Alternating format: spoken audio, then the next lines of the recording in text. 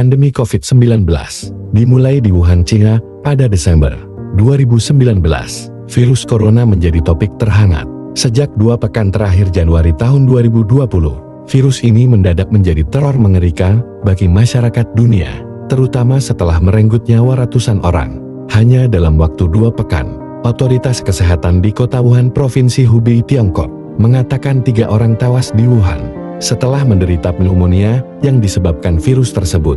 Dilansir dari Asian Weekly Review, berita tersebut langsung meresahkan warga Tiongkok yang akan melakukan perjalanan pulang kampung untuk merayakan Tahun Baru Imlek pada 25 Januari tahun 2020. Virus ini terasa semakin menakutkan bagi warga karena berkaitan dengan sindrom pernapasan akut berat yang pernah menewaskan hampir 650 orang di Tiongkok dan Hong Kong pada tahun 2002 dan tahun 2003. Dikutip dari Center for Disease Control and Prevention, virus corona merupakan jenis virus yang diidentifikasi sebagai penyebab penyakit pada saluran pernapasan yang pertama kali terdeteksi muncul di kota Wuhan, Tiongkok.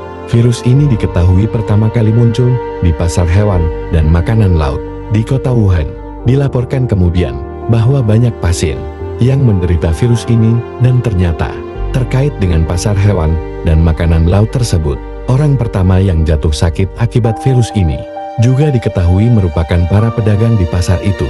Dikutip dari BBC, koresponden kesehatan dan sains BBC, Michelle Roberts and James Gallagher mengatakan, di pasar grosir hewan dan makanan laut tersebut dijual hewan liar seperti ular, kelelawar, dan ayam. Mereka menduga virus corona baru ini hampir dapat dipastikan berasal dari ular. Diduga pula virus ini menyebar dari hewan ke manusia, dan kemudian dari manusia ke manusia. Pada 30 Januari tahun 2020 virus corona telah menyebar ke 18 negara.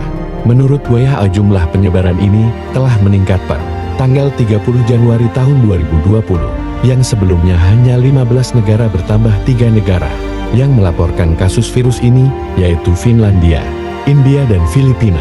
Pada Senin 2 Maret tahun 2020 Presiden mengumumkan 2 kasus pertama COVID-19. 2 kasus itu adalah seorang ibu berusia 64 tahun, beserta putrinya yang berusia 31 tahun. Informasi kemudian berkembang ketika Menteri Kesehatan saat itu, Terawan Agus Putranto, menyebut bahwa 2 pasien COVID-19 itu tinggal di Depok, Jawa Barat. Indonesia sudah menghadapi gelombang pertama infeksi COVID-19. Terhitung sejak awal Maret tahun 2020, gelombang kedua COVID-19 terjadi usai adanya varian Delta COVID-19 pada pertengahan tahun 2021. Saat itu lonjakan kasus yang tinggi membuat tingkat hunian rumah sakit meningkat, fasilitas kesehatan dan tenaga medis kewalahan karena banyaknya pasien yang membutuhkan perawatan medis, obat-obatan, dan oksigen sangat langka. Padahal banyak yang membutuhkannya. Tak sedikit pasien yang kemudian tidak bisa mendapat perawatan di rumah sakit dan akhirnya melakukan isolasi mandiri.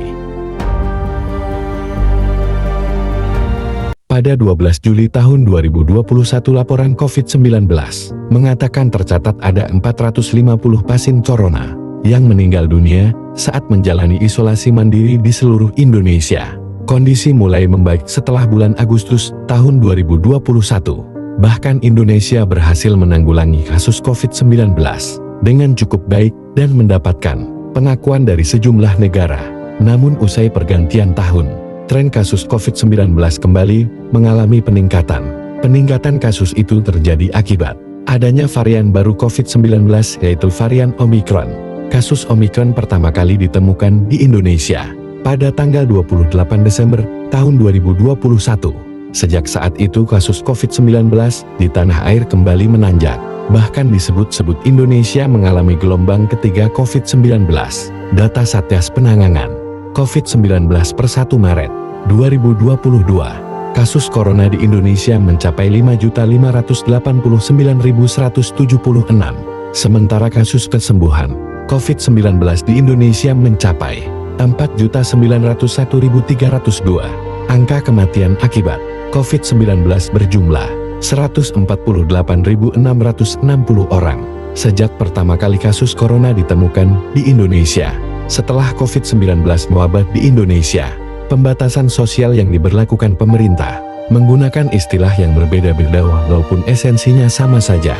Pada awalnya dinamakan PSBB yang mulai berlaku 17 April tahun 2020. Kemudian istilahnya berganti menjadi Pemberlakuan Pembatasan Kegiatan Masyarakat (PPKM). Lalu diganti lagi menjadi PPKM Mikro pada Februari tahun 2021.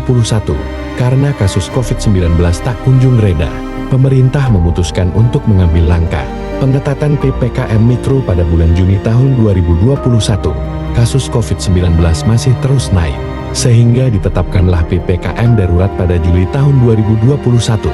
Kemudian diperpanjang lagi dengan istilah PPKM level 1-4 pada September 2021. Selain langkah pemberlakuan pembatasan sosial masyarakat, pemerintah juga melakukan program vaksinasi di seluruh wilayah Indonesia. Sosialisasi pola hidup sehat terus-menerus dilakukan, yakni cuci tangan, menggunakan masker, dan jaga jarak. Dalam hal penanganan COVID-19, dibandingkan dengan negara-negara lain di dunia, Indonesia tergolong berhasil. Walaupun tercatat sampai dengan Februari tahun 2023 ini, 73 juta orang telah terinfeksi, dengan angka kematian mencapai 161.000 jiwa. Perekonomian Indonesia masih bertahan di tengah terpaan gelombang pandemi. Namun tidak dipungkiri banyak sektor perekonomian mandek termasuk sektor pariwisata.